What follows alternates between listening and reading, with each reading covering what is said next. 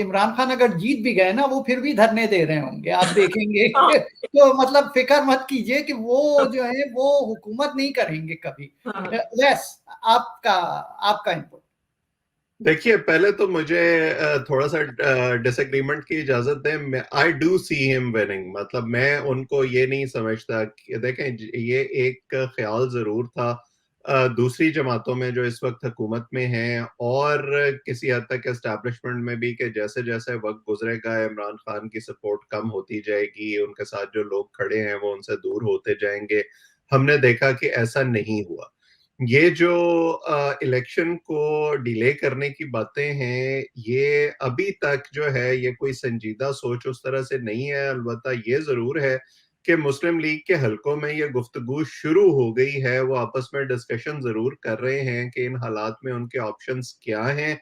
और उसमें से एक चीज जो डिस्कस हो रही है कि आइन के अंदर ये ऑप्शन है कि आप इमरजेंसी लगाकर फाइनेंशियल या अमन अमान की बुनियाद पर इसको साल 6 महीने के लिए जो है वो डिले कर सकते हैं, असेंबली की मुद्दत बढ़ा सकते हैं। सो ये एक ऑप्शन के तौर पर अभी डिस्कस हो रहा है, अभी इस पर फैसला नहीं हुआ।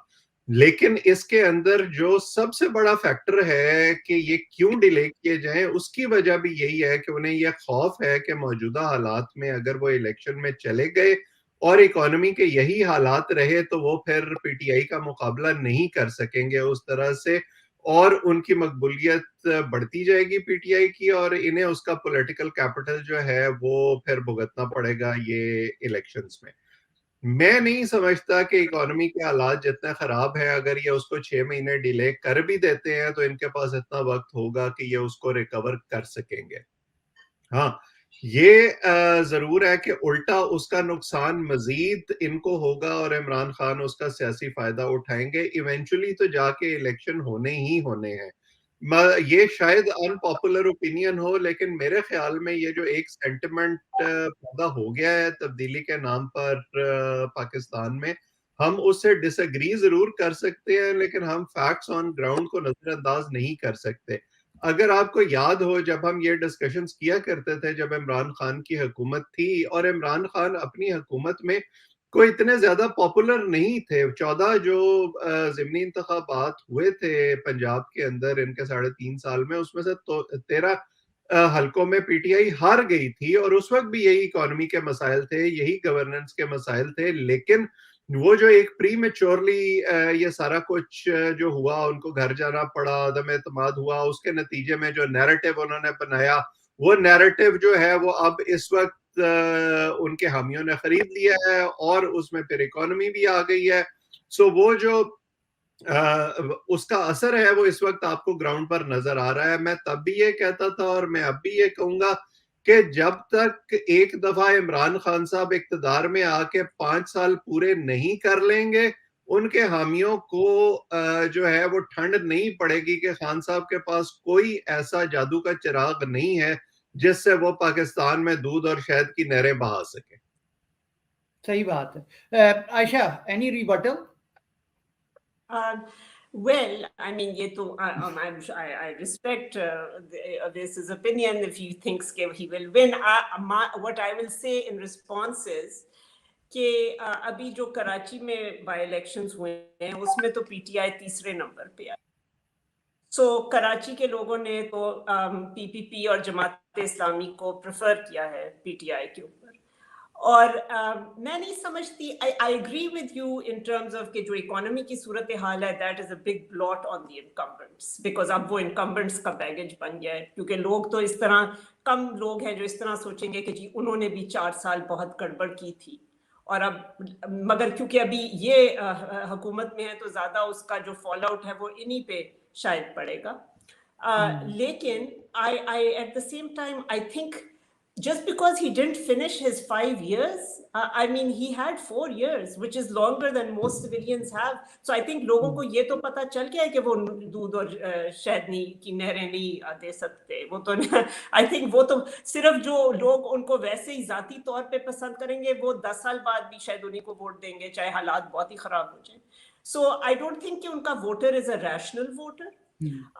So I think जो उनका करिश्मा जरूर है, अपील जरूर है। बट एक और मौजू पे जिस पे मैं टच करना चाहूंगी वो ये है कि he could very well get disqualified as well. I mean, Nawaz Sharif was disqualified and there are several cases outstanding against him.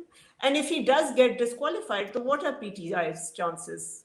उनके तो मतलब they are so focused on one personality, बाकी पार्टीज भी हैं but at least they are focused on families, तो family में एक से ज्यादा फर्द होता है, उनकी तो कोई फैमिली भी नहीं है अनलेस कि वो बुशरा बीबी को दे दें। सही बात है। तो अवैस आप क्या कहेंगे कि अब नई लीडर आ रही है पीटीआई में, बुशरा बीबी या जमायमा? देखिए वो उनका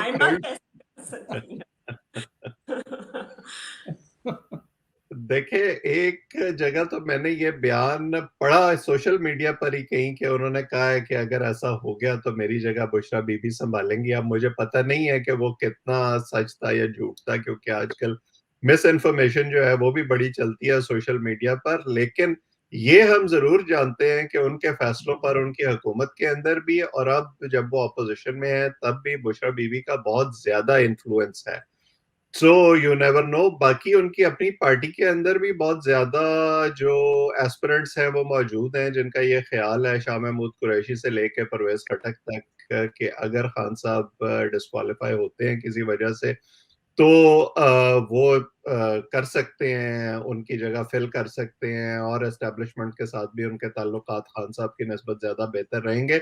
मुझे वैसे ये कोशिश जरूर है कि ऐसा हो जाए और इस तरह की डिस्क्वालिफिकेशन जो है उसके ग्राउंड्स बहरहाल मौजूद हैं, क्योंकि ये जो खास तौर पर तोशा खाना का केस है, अब उसको पीटीआई ये बनाने की कोशिश कर रही है कि जी वो देखे ना, हमने तो वो कानून के तौर पर चीज ली थी और उसको बेचा कानूनी तौर पर, तो उसमें कोई गैर कानूनी चीज नहीं है। हालांकि बुनियादी जो उसमें इशू है वो ये है कि आपने उस पैसे को जो आपने वहां से हासिल किया आपने अपने गोशवारे में डिक्लेयर नहीं किया, जो कानून के तहत आपको करना चाहिए था। और ये वही चीज है जिस बुनियाद पे नवाज शरीफ नाअहल हुए थे कि उन्होंने वो जो अमाउंट रिसीवेबल थी जो उनको मिली भी नहीं थी उसको डिक्लेयर नहीं किया था, तो वो नाअहल हो गए थे उस बात पे। फिर इसी तरह से वो उनके खिलाफ वो जो दूसरा फॉरेन फंडिंग वाला केस था जिसमें वो नाअहल हुए हैं अभी और उन्होंने अपील की हुई है अदालत के अंदर, अभी उसका फैसला होना है।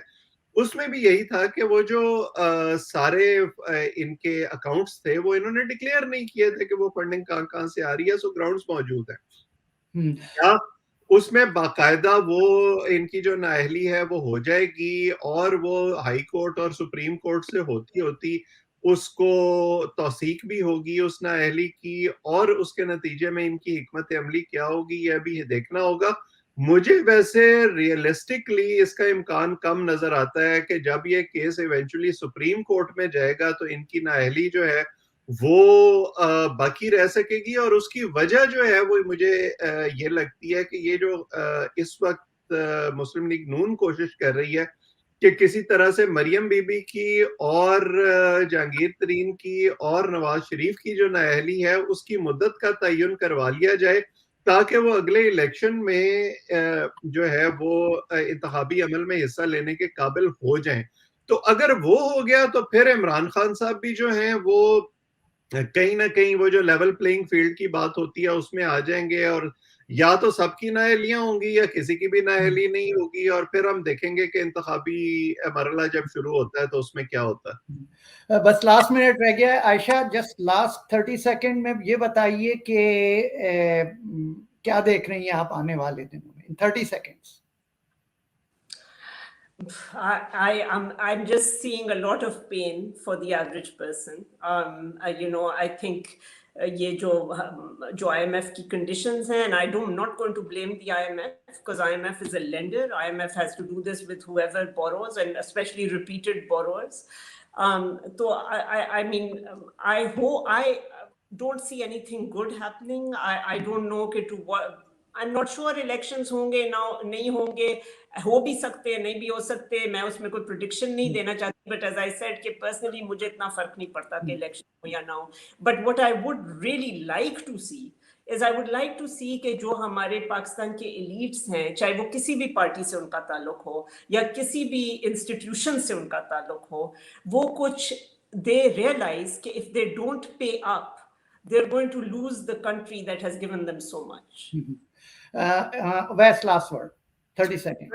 मैं अग्री करता हूँ जो बात आयशा ने की है। मुझे भी आने वाले हालात जो हैं, अभी तो IMF के साथ मुज़ाकरात जो हैं वो शुरू हो रहे हैं ट्यूसडे से, और उसकी कंडीशनैलिटीज जब इम्प्लीमेंट होंगी तो आप फिर जो महंगाई का तूफान आएगा, आम आदमी की जिंदगी जो मुश्किल होगी आप देखेंगे।